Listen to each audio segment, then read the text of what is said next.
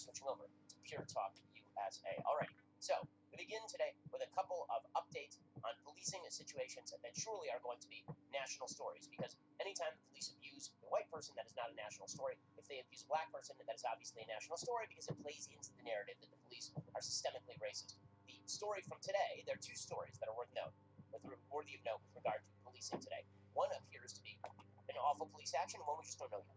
The first one that appears to be a bad police action is this situation with Joe Gutierrez in Windsor, Virginia. According to the New York Times, a police officer in Virginia confronted a uniformed black Army medic at gunpoint and doused him with pepper spray during a traffic stop. An exchange captured on video has been fired, officials said on Sunday. The officer, Joe Gutierrez, was terminated for his role in the December 5th encounter involving Caron Nazario, a second lieutenant in the U.S. Army Medical Corps, the town of Windsor, Virginia, said in a statement posted on its website. Officials said an internal investigation had determined that Gutierrez's actions were not consistent with department policy. They did not provide further details on when Gutierrez had been fired. Body camera footage of the encounter has drawn widespread attention and criticism of Gutierrez, as well as another officer who was involved in the traffic stop. Both officers were sued on April 2nd in U.S. District Court in Norfolk by Lieutenant Nazario, who has accused the officers of using excessive force and violating his constitutional rights. There was no lawyer listed for Gutierrez in court records. Earlier on Sunday, Governor Ralph Northam of Virginia, a Democrat, said on social media he'd begun an outside review of the encounter. He said the incident in Windsor is disturbing and angered me. I'm directing the Virginia State Police to conduct an independent investigation. Our Commonwealth has done important work on police reform. We must keep working to ensure Virginians are safe during interactions with the police and that enforcement of laws is fair and equitable. Remember that time that Ralph Northam almost was forced to resign because way back when he dressed up in full-on blackface and or a KKK outfit? Remember that time? Yeah, he's still the governor over there. The medic was driving to Petersburg, Virginia from a drill weekend the night of December 5th when he saw police lights flashing behind him, according to the New York Times. According to the lawsuit and video footage of the encounter, Lieutenant Nazario, who is black and Latino, drove about a mile to a gas station because he'd been nervous about stopping on a darkened road. Get out of the car, one officer from the heard yelling as Lieutenant Nazario, remaining seated, repeatedly asked why he's been stopped and why the officers have drawn their guns. He positions his empty hands outside the window. I'm honestly afraid to get out of the car, Nazario says. Yes, says Gutierrez, you should be, according to footage from his body camera. Nazario was wearing his Army uniform at the time. He says, I'm serving this country and this is how I'm treated. What's going on?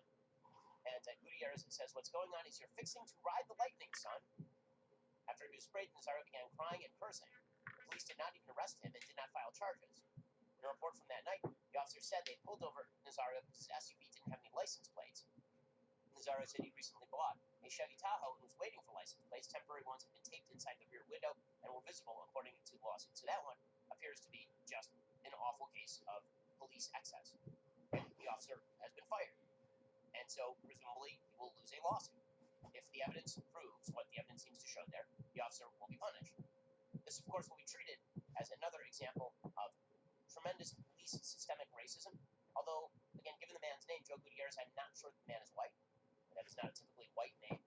So it's a little bit harder to say that it's white on black racism if it was, in fact, for example, Latino on black Latino racism. But they will say that the system is racist no matter the ethnicity of the officer in this particular case. And meanwhile, in another case that is gaining national attention, there's a man who was shot to death in an encounter with police, this time in Minneapolis again. There were riots last night as people attempted to use this as an excuse to go loot the local Walmart. That is another thing that happened. So it seems to me that no matter the outcome of the police, looting the local Walmart is not the solution, as it turns out. This encounter is, again, in doubt, because we don't have all the details. So everybody heard that a black man had been shot by police, and they immediately rushed to the judgment that the police had shot the man unjustifiably. We don't know the answer to that. And you're seeing the media also play this game where they take a sort of random detail from the arrest, and then they use that to characterize the whole arrest. They do this routinely in criminal encounters, where they want you to believe that the encounter was truly about the random thing and not about something else. And so, for example, in the Trayvon Martin George Zimmerman case, the detail the media really fixated on was that Trayvon Martin was carrying Skittles and iced tea. And this was supposedly indicative of the entire case, even though the actual case was about whether Martin was on top of Zimmerman and beating him into the ground, or whether Zimmerman was attacking Martin and all of that. The same thing happened with Michael Brown. The idea was that Michael Brown, the entire detail of the case was that he had some $5 cigarillos, and this was deeply indicative of the case in some ways. It really has nothing to do with the heart of the case, but this happens repeatedly whenever the media cover a major police or racist or supposedly racist interaction. The same thing is happening right here. Now the story in this Brooklyn Center shooting is an air freshener. So I'll explain why.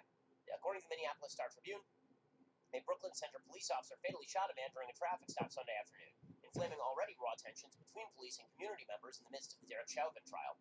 Relatives of Daunte Wright, 20, who is black, told a tense crowd gathered at the scene in northern Minneapolis Sunday afternoon. Wright drove for a short distance after he was shot, crashed his car, and died at the scene. Protesters later walked to the Brooklyn Center Police headquarters near North 67th Avenue and North Humboldt Avenue and were locked in a standoff with the police in riot gear late on Sunday night. Officers repeatedly ordered the crowd, about 500, to disperse as protesters chanted Wright's name and climbed atop the police headquarters sign, by then covered in graffiti. Police had to use tear gas and flashbangs and rubber bullets on the crowd.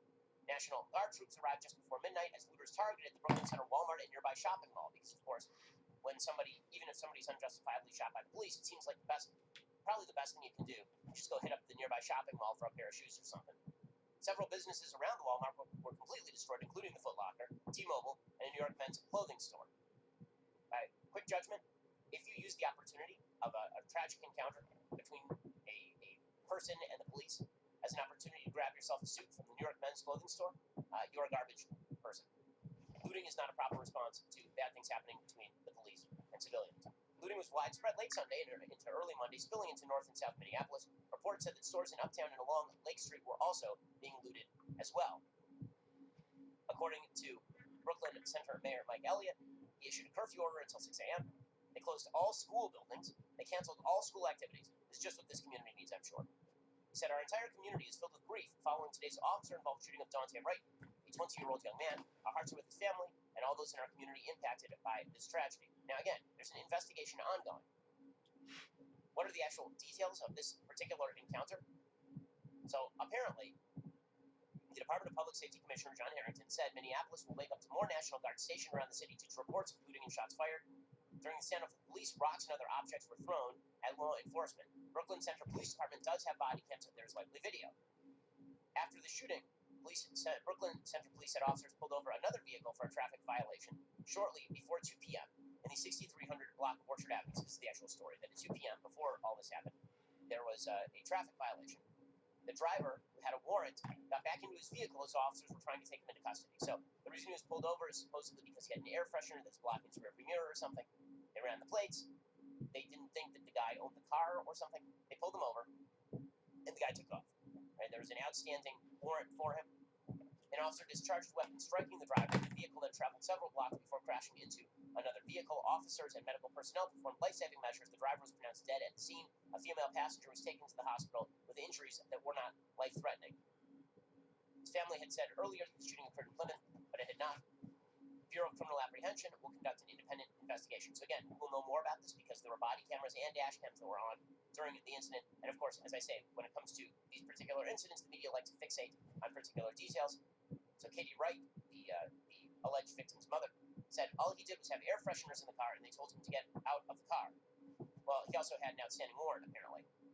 He got out of the car, and his girlfriend said they shot him. He got back in the car. He drove away and crashed. Now he's dead on the ground since 1:47. Nobody will tell us anything. Nobody will talk to us. I said, please take my son off the ground. Within hours of the shooting, a couple hundred people had gathered near the scene, and then this turned into a riot. So here's the bottom line. We don't have details in this particular case, but that's not stopping the rioting. There's sort of preemptive rioting in Minneapolis over all of this. Okay, so that is the latest on the law enforcement front. Now, all you can say in these particular cases is that you ought to wait for the details to come out because the details usually clarify the situation rather than the initial reports. We've had too many situations in which riots have broken out in major American cities on the basis of incomplete reports that are put out either by the media or by people near the scene of an alleged crime. So before the media jump into this is yet another example of police racism, we probably should wait for exactly what happened here. In that Virginia case, different story. We have a lot more evidence because we have natural body cam video, and consequences will attend to all of that, as they should. Okay, meanwhile, we have a large issue in the United States that is worthy of talking about, and that is that there's a huge swath of America that believes they're engaged in the quote-unquote resistance when they are in fact the dominant upper hand in American politics right now. These folks are not the resistance. They are the most powerful voices in our society, and posing themselves as the resistance allows them to get away with quashing dissent. I'm old enough to remember when the Democratic Party suggested that corporations should have no voice in politics at all. Corporations were not people. Corporations were bad, bad, bad, bad, bad. This is why we needed campaign finance reform. Because if you owned a corporation and you gave money from your LLC to some sort of campaign, this meant that you were engaged in an attempt to strip American democracy of all of its plenitude. It was an attempt to get rid of the diversity of American democracy using institutional power. Now, however, the left has realized that they ought to do with corporations what they've done with nearly every other institution in American society and simply grasp the means of distribution. They're now going to leftize all of the means of distribution of institutional power in our society. The greatest indicator of this, of course, is that apparently on Sunday there was a meeting of more than 100 chief executives and corporate leaders. They gathered online Sunday, according to the Washington Post, to discuss taking new action to combat the controversial state voting bills being considered across the country, including one recently signed into law in Georgia. So, you now have major corporations that have decided to just do the work of the Democratic Party. And the reason they're doing the work of the Democratic Party is because they believe that the Democratic Party is in an unbreakable ascendancy right now. They believe that the country is moving ever more leftward and that there is no worry that there will be backlash from the right. And so they are just going to do what the Democratic Party wants them to do. And in return, presumably the Democratic 150.